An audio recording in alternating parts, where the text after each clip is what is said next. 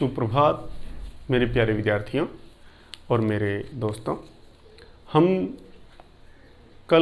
किया था मोलों की संख्या का कैलकुलेशन।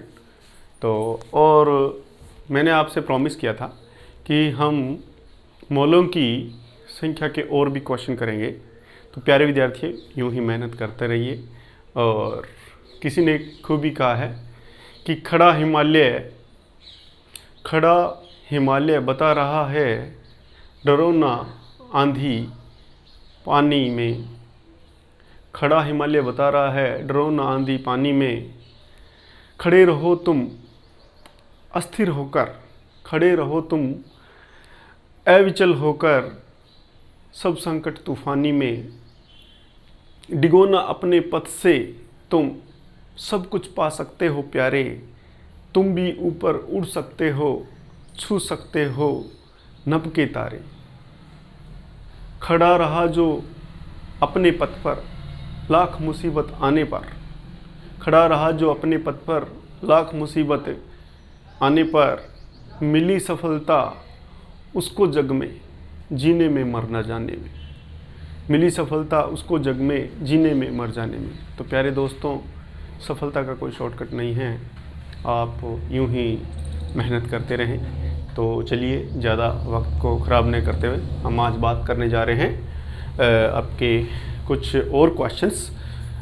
और मेरा विचार, अगर आप ज़्यादा से ज़्यादा जितने भी क्वेश्चंस करोगे तो आपको ये मोल की जो कंसेप्ट है वो क्लियर हो जाएंगे। तो चलिए अपने बात करते हैं प्यारे विद्यार्थियों कि हमारे पास मोलों की संख्या का एक फार्मूला इसके अंदर रखना है कि मोलों की संख्या निकालने के लिए ग्राम में पदार्थ का भार और उसका अणुभार कितना होता है। तो अगर हम ग्राम में पदार्थ के भार में अणुभार का अगर भाग दें तो वो उसकी क्या निकल जाती है, मोलों की संख्या। अब हम बात करें कि यहाँ पे मोलों की संख्या को अगर हम स्मॉल n से प्रदर्शित करें और ग्राम में भार को सिर्फ gm लिख दें और अणुभार को, मॉलिक्यूलर वेट को हम कैपिटल M लिखें, तो आपके सामने ये मोलों की संख्या का फार्मूला बहुत ही आसान तरीके से याद हो जाएगा। ठीक है, अब देखिए इसमें हम क्वेश्चन कर रहे हैं, पहला क्वेश्चन उसका ए पार्ट कर रहे हैं। पहले क्वेश्चन का क्या कर रहे हैं, ए पार्ट। 1 मोल n, हमारे पास क्या है बेटा, 1 मोल n परमाणु है। ठीक है, हमें पता होना चाहिए कि नाइट्रोजन का मॉलिक्यूलर वेट कितना होगा। इसका मॉलिक्यूलर वेट कितना होता है, 14 होता है, 14 यूनिट होता है। और इसका ग्राम में भार कितना बेटा, ग्राम में भार हमें निकालना है। और इसका मोलों की संख्या कितनी है हमारे पास, मोलों की संख्या हमारे पास 1 मोल है। तो हमें सब कुछ दे रखा है, देखो आपके सामने। अब हम फार्मूला ये लगाएंगे, तो देखो आपके सामने n बराबर हमारे पास फार्मूला ये है और हमें ज्ञात करना द्रव्यमान gm, ये ज्ञात करना। तो ये m इधर आ जाएगा, तो m गुणा में क्या हो जाएगा बेटा, n, और यहाँ पे क्या बचेगा, सिर्फ gm।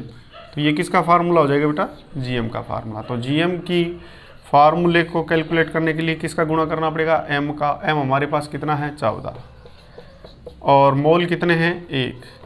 तो ये कितना ग्राम हो गया, 14 ग्राम इसका अनुस्वर हो गया, ये इसका अनुस्वर हो गया 14 ग्राम। ठीक है, अब हम लेते हैं, अगर यहाँ पे आपके सामने क्वेश्चन नंबर बी है।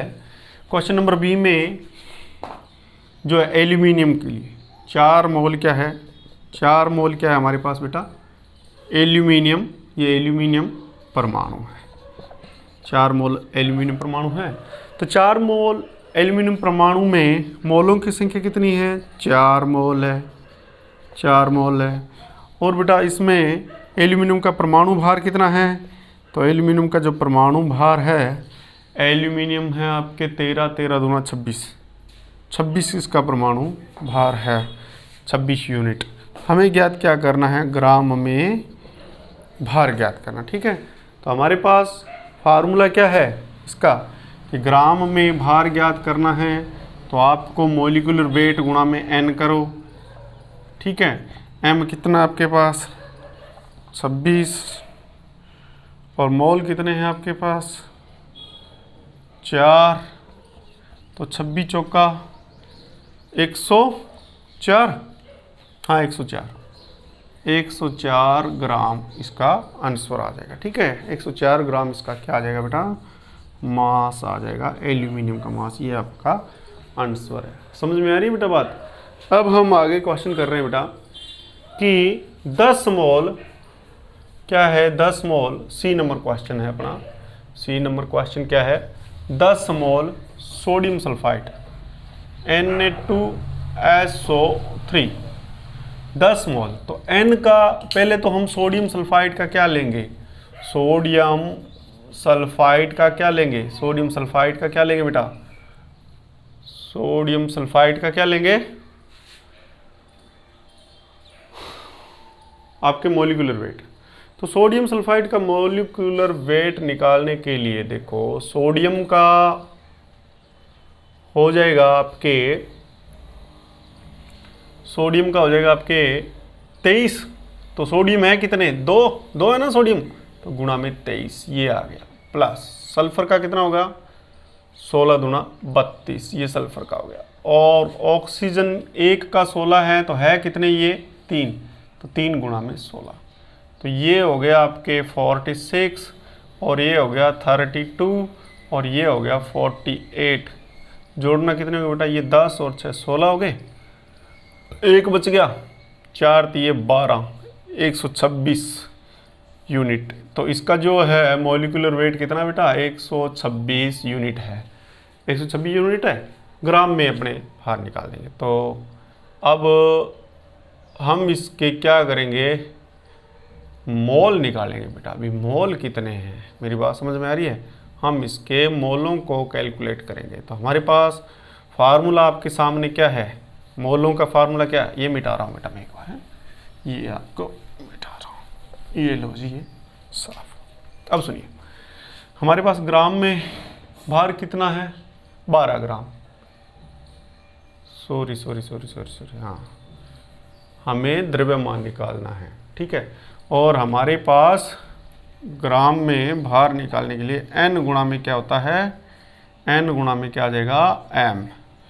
n कितने हैं, 10 है, और आपके m कितना निकला 126 यूनिट। तो ये कितना हो गया 1260 ग्राम, इसका क्या हो गया बेटा द्रव्यमान, किसका, सोडियम सल्फाइड का द्रव्यमान। ये इसका उत्तर आ गया। ठीक है, अब हम सिर्फ ये क्वेश्चन हमारे तीनों के तीनों मान लो हो गए। अब हम क्वेश्चन नंबर करते हैं 2, और इसमें हम मोलों की संख्या को ज्ञात करेंगे। ठीक है, तो मोलों की संख्या को ज्ञात करने के लिए सबसे पहले ए नंबर जो क्वेश्चन है वो है 12 ग्राम ऑक्सीजन गैस।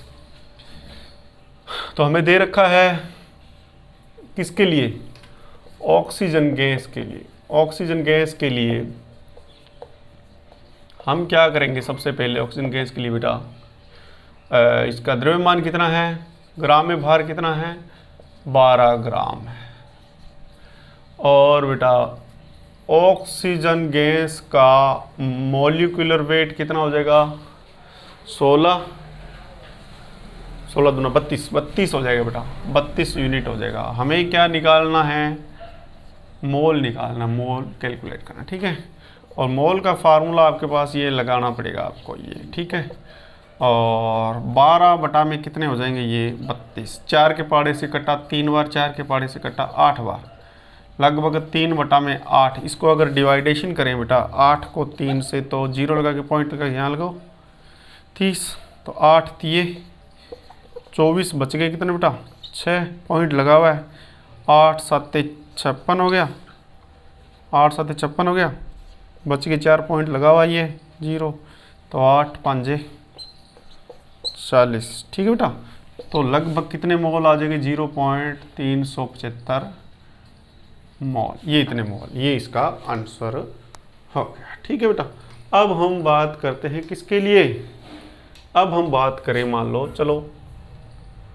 तीसरे के लिए, CO2 गैस के लिए। देखो CO2 गैस की पहले बात कर लेते हैं, इसको बाद में कर लेंगे। CO2 गैस में बेटा कितने ग्राम है, यहाँ पे 22 ग्राम है, और CO2 का मॉलिक्यूलर वेट कितना होगा वो देखो।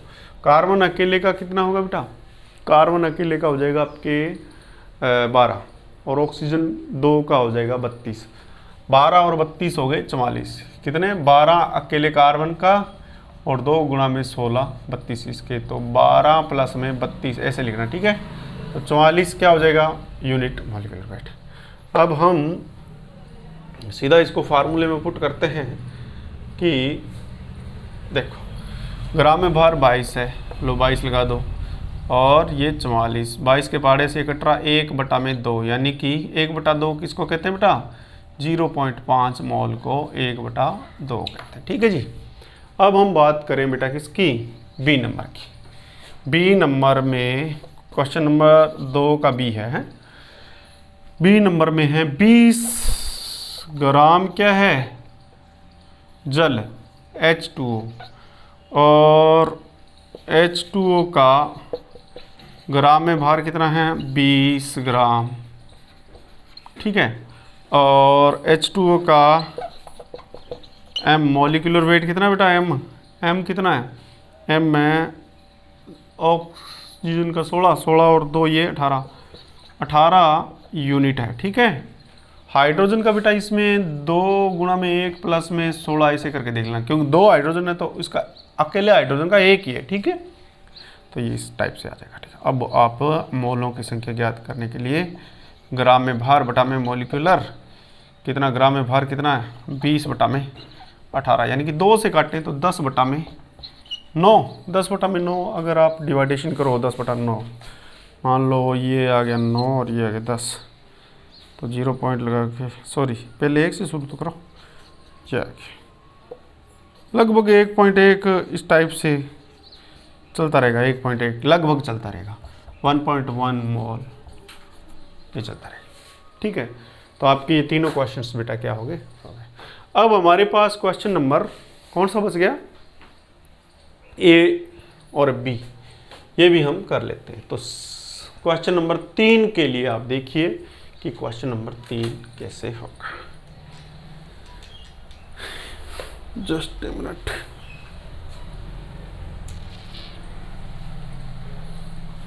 क्वेश्चन नंबर 3, क्वेश्चन नंबर 3 में बेटा हमें ज्ञात क्या करना है? द्रव्यमान ज्ञात करना है, ग्राम में भार ज्ञात करना है, ठीक है। हमें दे क्या रखा है? क्वेश्चन नंबर ए दे रखा है 0.2 मोल, और ऑक्सीजन, जो ऑक्सीजन है उस परमाणु, जब परमाणु दे रखा है तो एक ही अपने तत्व की यानी कि परमाणु की बात करेंगे, ठीक है। अब देखो इसमें हमें ज्ञात करना है क्या? द्रव्यमान। तो N बराबर Gm अपॉन में ये M इसका कितना है? ऑक्सीजन का 16, ठीक है। और N आपके पास निकालना है, तो आप देखो ग्राम में भार निकालना, सॉरी, तो ग्राम में भार के लिए M गुणा में N, M कितना है? 16, ये आपको पता होना चाहिए, ऑक्सीजन का 16, 0.2, तो 16 दूना 32, 3.2 आ जाएगा, ये इसका ग्राम में भार आ जाएगा। ये क्वेश्चन आपका बेटा हो गया। इसी प्रकार क्वेश्चन नंबर बी देखिए बेटा, 0.5 मोल है, 0.5 मोल क्या है बेटा? जल है, H2O है, अणु है। तो H2O अणु का M कितना हो जाएगा बताओ मेरे को? अभी मैंने बताया था आपको 18 यूनिट होता है, और मोल कितने दे रखे इसने? 0.5 मोल दे रखे हैं। ज्ञात क्या करना है? ग्राम में भार ज्ञात करना है। तो ग्राम में भार ज्ञात करने का सूत्र क्या है? N गुणा में M है। N कितना है? 0.5 गुणा में M कितना है? 18, तो 18 5 90, 9.0 ग्राम। तो 9 लगभग 9 ग्राम इसका क्या आ जाएगा बेटा? जल का हो जाएगा। तो इस प्रकार से आप इसको करोगे। तो प्यारे विद्यार्थियों, आपका जो ये मोल वाला कॉन्सेप्ट है वो क्लियर हो चुका है। अब मोल में शायद आपको कोई दिक्कत नहीं आएगी। अगर कोई भी किसी प्रकार का कोई क्वेश्चन और भी हो तो आप मेरे को कमेंट बॉक्स में लिख सकते हो। और हाँ, अगर आपको मेरा वीडियो पसंद आया तो प्लीज़ लाइक, शेयर, और जिन्होंने अभी सब्सक्राइब नहीं किया तो मेरे चैनल को सब्सक्राइब कर लें और बेल आइकन को दबा दें ताकि आने वाले न्यू वीडियो आप तक पहुंच सकते। तो मिलते हैं हम कल एक न्यू टॉपिक के साथ में। हमारा जो न्यू टॉपिक होगा वो होगा परमाणु की त्रिज्याएं। तो कितने प्रकार की त्रिज्याएं होती है और इसको कैसे डिफाइन करते हैं, बहुत ही अच्छे तरीके से हम उसको डिफाइन करेंगे और उसके साथ साथ हम उसके परमाणु के आकार के बारे में भी आपको जानकारी देंगे और ये भी बताएंगे कि आवर्त सारणी में बाएं से दाएं जाने पर या ऊपर से नीचे आने पर परमाणु के आकार में किस प्रकार से परिवर्तन होता है। तो मिलते हैं कल इसी समय इसी वक्त, और तब तक के लिए चाहता हूँ मैं माफ़ी।